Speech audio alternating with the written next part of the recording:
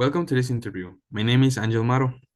We will see the application of production planning and managing about production master plan, material requirements planning, master production schedule and processes, and how they are developed in a local bakery. Our guest is the baker that owns the place, Panadería Victoria. Hi, Victoria. How are you? Hi, Angel. I'm doing great. How are you doing? Fine too.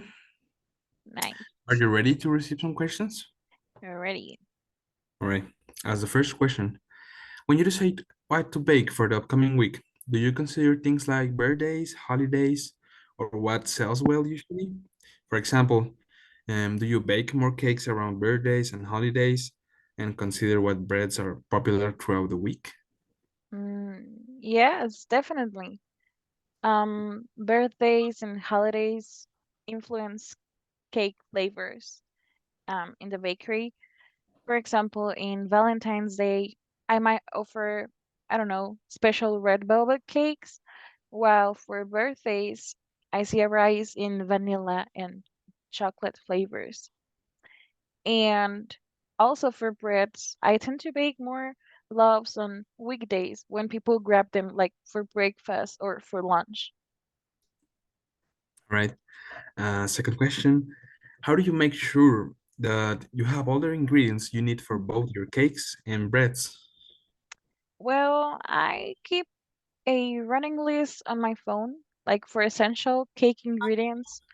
Um, it could be flour or sugar or eggs or, butter because these are essential um ingredients.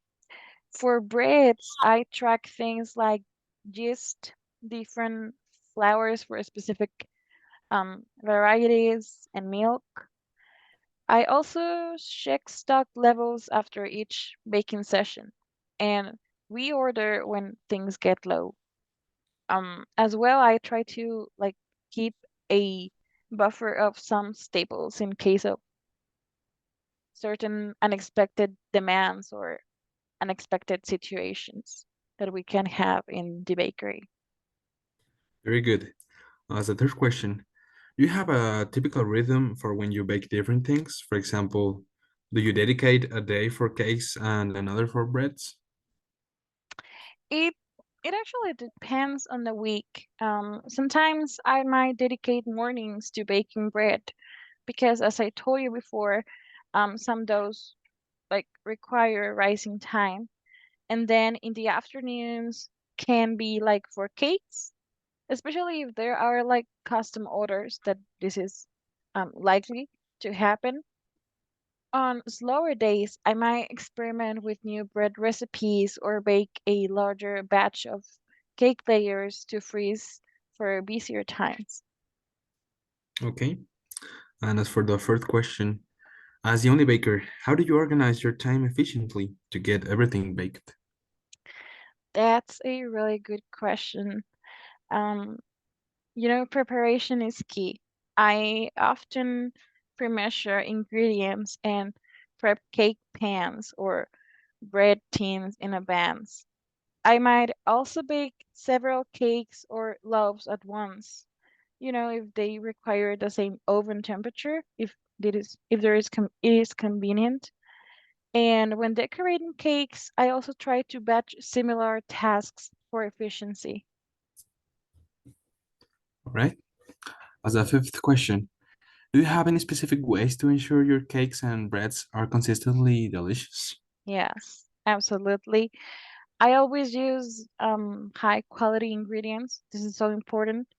And also, I follow my recipes precisely. For cakes, I have a cooling rack system and specific techniques for frosting.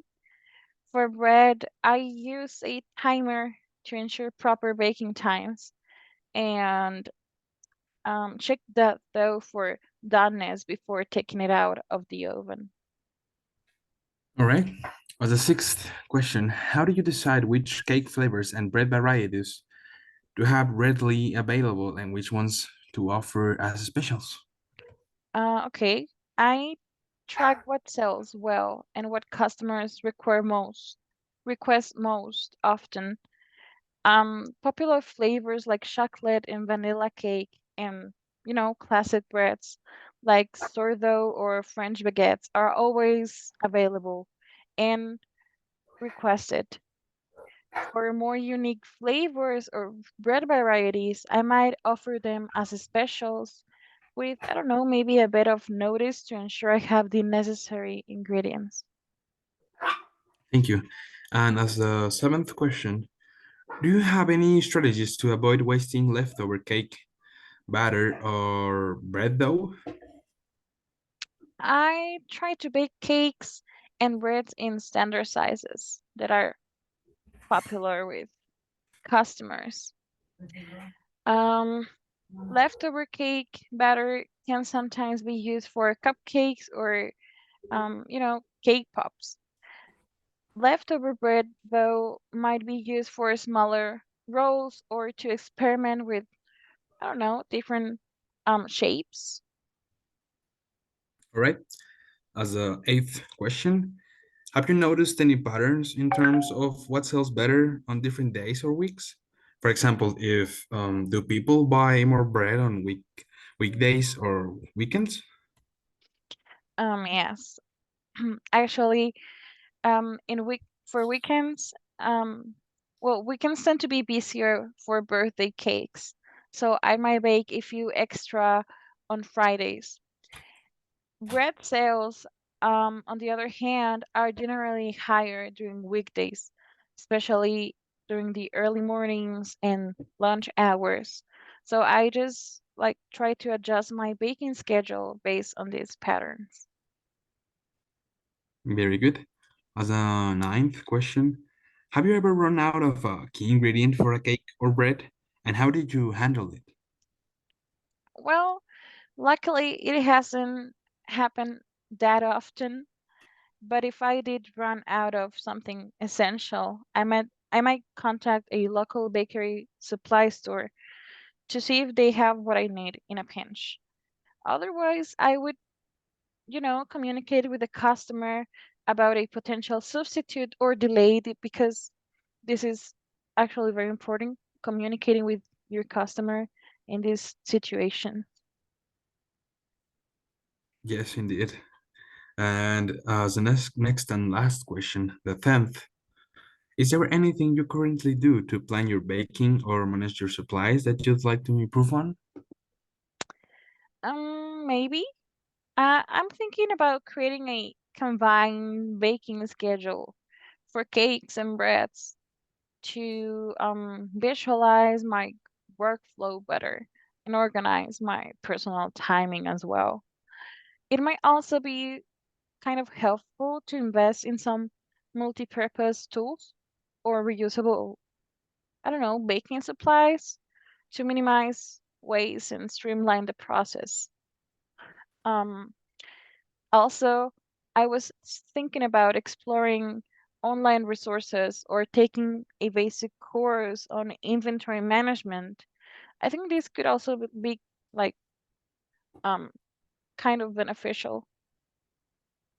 Yes, indeed. Well, thank you very much for your answers of these questions. Thank you for your time. And thank you so much for being here. Thank you. Have a nice day. You too. This is everything in this interview. Thank you for watching.